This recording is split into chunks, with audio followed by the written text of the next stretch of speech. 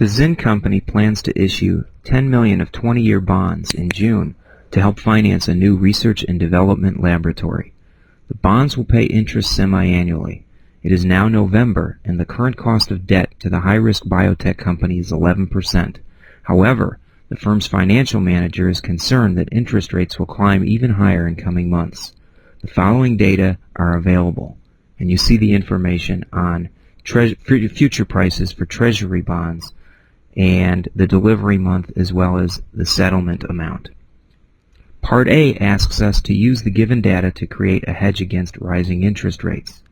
Part B asks us to assume that interest rates in general increase by 200 basis points. How well did the hedge perform? And Part C is, what is a perfect hedge? Are most real-world hedges perfect? Explain.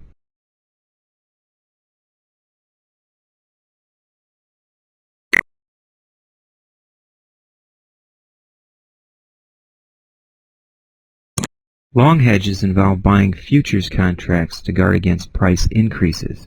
Short hedges involve selling futures contracts to guard against price declines.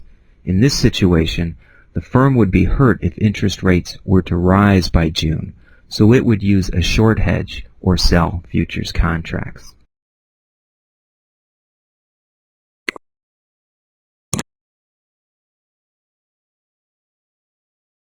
Futures maturing in June are selling for 95 and 17/32.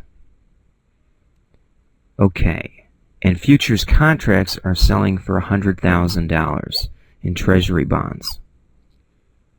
With that information, we need to determine the value of a single contract.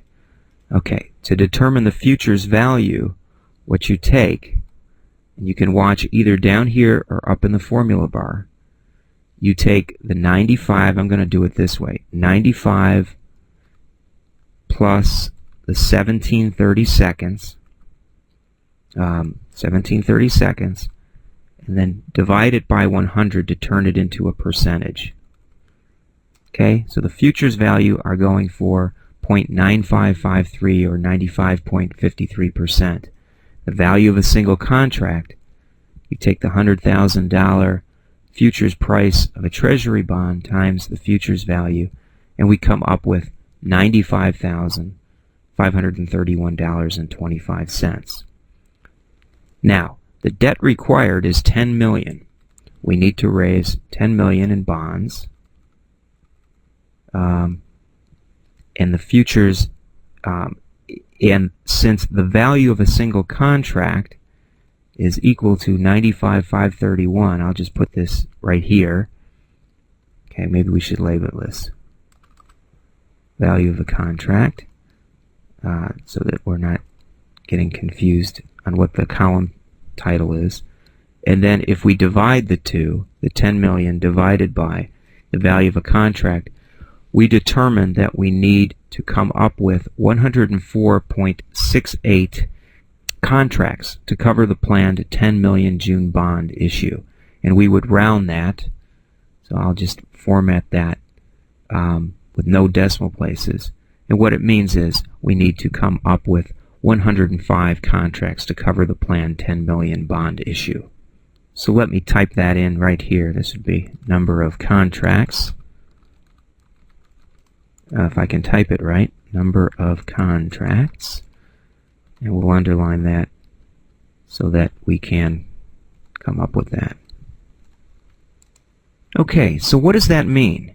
It means that if interest rates rise by June, the company could repurchase the futures contracts at a lower cost, which would then offset the loss from financing at the higher interest rate. So the firm has created a hedge, or the firm has created a hedge against rising interest rates.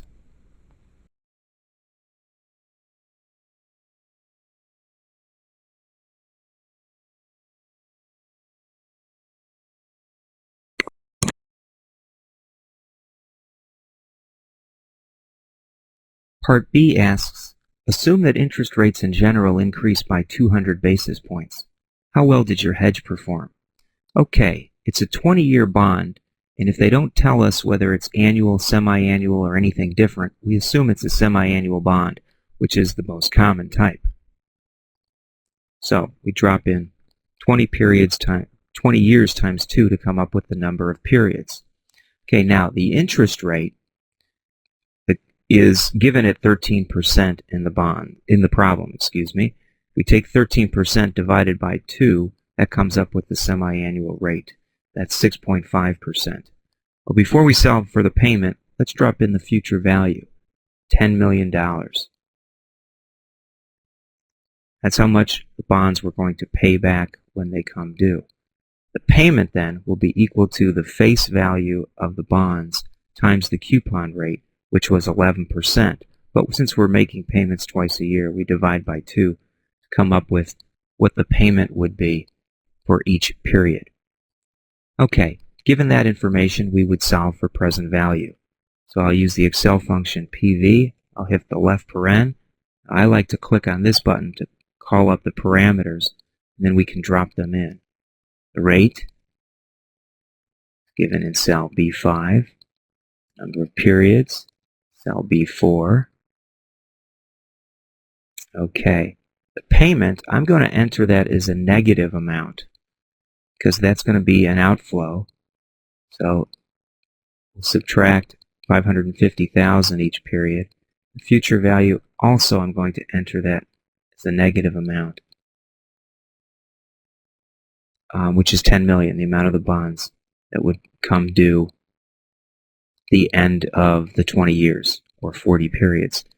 And with that, we can hit OK, and we calculate the present value of the bonds as $8,585,447. Okay, so if interest rates rose by 200 basis points, which is 2%, every 100 basis points is 1%, what would happen by waiting is that the firm would lose some amount of money. Well, how much would they lose? You could just calculate it by taking the difference between the future value and the present value. So the loss in waiting to issue these bonds, right? We were waiting a while before we needed to issue them, would be equal to the 10 million less the 858,447. Okay, I'm just going to underline this to show that we did a calculation here. And the amount of the loss of the bonds would be $1,414,553. Now, although the firm would lose money on the bond issue by waiting before they issue them, it would make money on its futures contracts. And let's work through how we would determine that.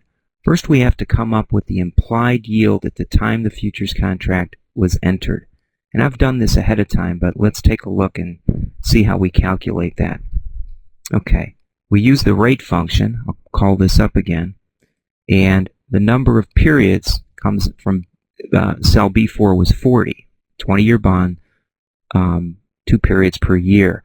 The payment amount on the implied value is the 100,000 face value of the Treasury bonds, and we'll assume that the risk-free rate on the Treasury bonds, or the the hypothetical rate is paying 6%, divided by 2 gets us a $3,000 payment.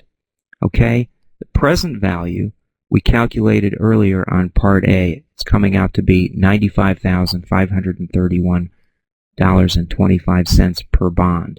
And then we will pay back $100,000. So if we use the rate function, put those parameters in, we come up with a periodic rate of, what is that?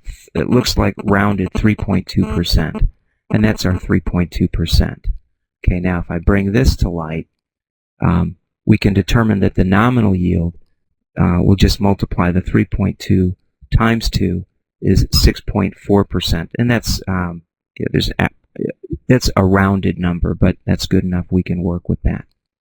Okay, so now let's figure out what happened. A basis point increased by 2 percentage points, right? So from there, we can determine the future contract value of what would happen given a 200 basis points increase. All right, now I've solved that ahead of time, but let me show you how we work that. This time we use the present value function. I'll hit the F2 key. We'll call up the function arguments and we'll take a look. Okay, so the rate is equal to the implied rate plus 2%, and that came from cells B12 and B13. So right there and right there. Slide that back over. The payment amount is the $3,000, right? 100,000 times 6% implied rate on the Treasury bonds. And we'll pay back the 100,000. So when we put those variables in, we determine that the futures contracts value would then change to a price of $76,945. Okay, so if each futures contract changed to $76,945, then we purchased 105 contracts. We would multiply that amount, and we see that the value of all the futures contracts now drops. Since it dropped on a future contract value per contract, multiplying it times 105 contracts reduces the amount, and now the 105 contracts are valued at $8,079,284.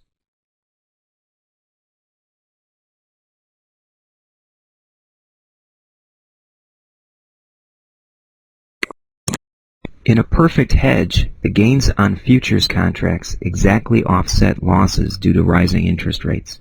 For a perfect hedge to exist, the underlying asset must be identical to the futures asset. Using the Zinn Company example, a futures contract must have existed on Zinn's own debt. It did exist on Treasury bonds. For the company to have an opportunity to create a perfect hedge. In reality, it's virtually impossible to create a perfect hedge, since in most cases, the underlying asset is not identical to the futures asset.